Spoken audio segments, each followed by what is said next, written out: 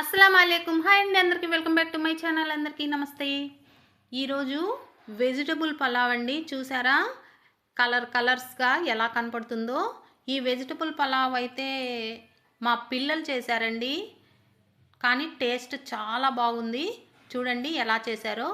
ఒక మరాఠీ మొగ్గ, లవంగాలు, ఒక అనాస పువ్వు, కొద్దిగా చెక్క, కొద్దిగా మిరియాలు, అలాగే జీలకర్ర, ఇందులోకి 2 స్పూను ధనియాలు, 4 పచ్చిమిర్చి, కొద్దిగా అల్లం వెల్లుల్లి పేస్ట్, కసూరి మేతి అండి. మెంతి కూర, పచ్చి మెంతి కూర లేదు కాబట్టి వీళ్ళు కసూరి మేతి తీసుకున్నారు. ఇందులో పుదీనా, అలాగే కొత్తిమీర కూడా వేశారు, కానీ అది వీడియో స్కిప్ అయ్యిందండి. దీన్ని పేస్ట్ చేసి పక్కన పెట్టుకున్నారు. ఇప్పుడు గిన్నె అయితే పెట్టేసి, స్టవ్ మీద గిన్నె అయితే పెట్టేసి, ఇందులో చెక్క, లవంగ, యాలకులు, ఒక మరాఠీ మొగ్గ, ఒక అనాస పువ్వు, ఎక్కువ కాకుండా కొద్దిగా అండి, అన్నీ కూడా కొద్దిగా తీసుకున్నారు. చూడండి, ఇది వేగిన తర్వాత ఇందులో ఉల్లిపాయ, చూడండి ఉల్లిపాయ వేసేసి బాగా ఫ్రై చేసేస్తున్నారు. బాస్మతి రైస్, నార్మల్ రైస్ 2 కలిపి కడిగి నానబెట్టుకున్నారు. ఒక హాఫ్ అన్ అవర్ ముందే కడిగేశారండి.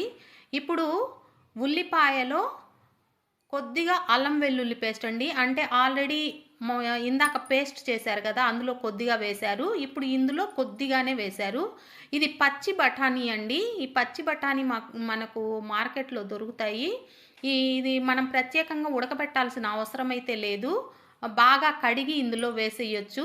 ఇప్పుడు ఇందులో టమోటా, అలాగే పచ్చిమిర్చి, బంగాళాదుంప, క్యారెట్, బీన్స్ ఉంటే అవి కూడా వేసుకోవచ్చు, కానీ బీన్స్ లేవు.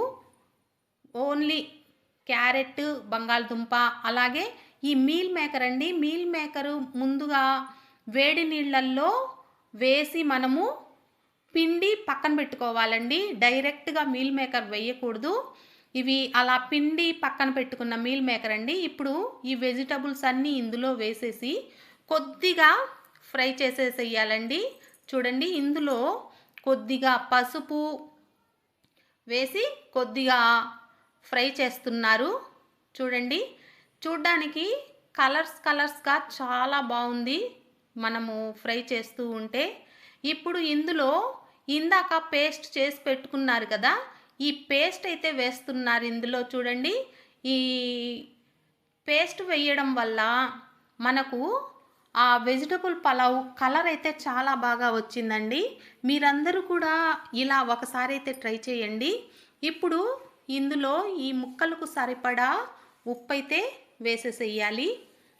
చూడండి, నార్మల్గా వెజిటబుల్ పలావ్ నేను చేస్తాను, కాకపోతే ఇలాగా పేస్ట్ చేసి వేసి నేను చెయ్యను. చూడండి, మా పిల్లలు ఇవాళ డిఫరెంట్గా చేస్తున్నారు. రైస్ అయితే మీకు తెలుసు కదా, 1కి 1.5 చొప్పున తీసుకోవాలి. వీళ్ళు తీసుకున్న క్వాంటిటీకి తగ్గట్టుగా వాటర్ అయితే పోసేశారు. అందులోనే పుదీనా, కొత్తిమీర 2 వేసేసి ఒక నిమ్మకాయ అయితే పిండేసేయాలండి. పిండేసి ఇక ఎసురు వచ్చేంత వరకు వెయిట్ చేయడమే. ఎసురు వచ్చిన తర్వాత మనము కడిగి పెట్టుకున్న రైస్ అయితే ఇందులో వేసేసేయాలి. ఈరోజు బాస్మతి రైస్, సన్న బియ్యం 2 కలిపి తీసుకున్నారు. ఓన్లీ బాస్మతి తీసుకోలేదు, అలాగే పూర్తిగా సన్న బియ్యం తీసుకోలేదు. 2 మిక్స్ చేసి తీసుకున్నారండి. చూడండి, ఈ రైస్ అయితే ఇందులో వేసేసి ఉడికించుకోవడమేనండి. బిర్యానీ అయితే ఈ వెజిటబుల్ బిర్యానీ చాలా బాగా వచ్చింది టేస్ట్. అంటే ఇలాగా పేస్ట్ చేసి వేయడం వల్ల వచ్చిందో ఏమో తెలీదండి, టేస్ట్ అయితే సూపర్గా ఉంది. మీరు ఒకసారి ఈ ప్రాసెస్ మీరు ఒకసారి ట్రై చేయండి. కొద్దిగా స్పైసీగా ఉండడం కోసం చూసారా, కొద్దిగా కారము రైస్ వేసిన తర్వాత వేశారు ఇందులో. చూడండి, ఈ కూరగాయల ముక్కలన్నీ పైకి వచ్చేసి ఎట్లా కనపడుతున్నాయో. దీనికి నిజంగా చెప్పాలంటే కాంబినేషన్ కూడా అవసరం లేదు, అంత బాగా అనిపించింది నాకైతే టేస్ట్. మీరందరూ కూడా ఒక్కసారి ఈ వెజిటబుల్ పలావ్ అయితే తప్పక ట్రై చేయండి. బాస్మతి రైస్ వేయడం వల్ల అది చూడండి రైస్ బాగా పొడవుగా ఎంత బాగా కనపడుతుందో. రైస్ కూడా చాలా పొడి పొడిగా వచ్చిందండి. చాలా బాగుంది. చాలా బాగా ఈ బిర్యానీ అయితే వెజిటబుల్ బిర్యానీ చేశారు. చూడండి ఎంత బాగా ప్లేట్లో వేస్తే చూడండి బఠానీ, క్యారెట్ కలర్ఫుల్గా గ్రీన్, రెడ్, యెల్లో చాలా బాగా కనపడుతుంది. మీరందరూ తప్పక ట్రై చేయండి. నా ఛానల్ని సబ్స్క్రైబ్ చేయండి, షేర్ చేయండి, లైక్ చేయండి. నా వంటకాలు అందరూ కూడా తప్పక ట్రై చేయండి. చాలా బాగా వస్తాయండి. చాలా సింపుల్గా ఉంటాయి చేసే పద్ధతి. Thank you.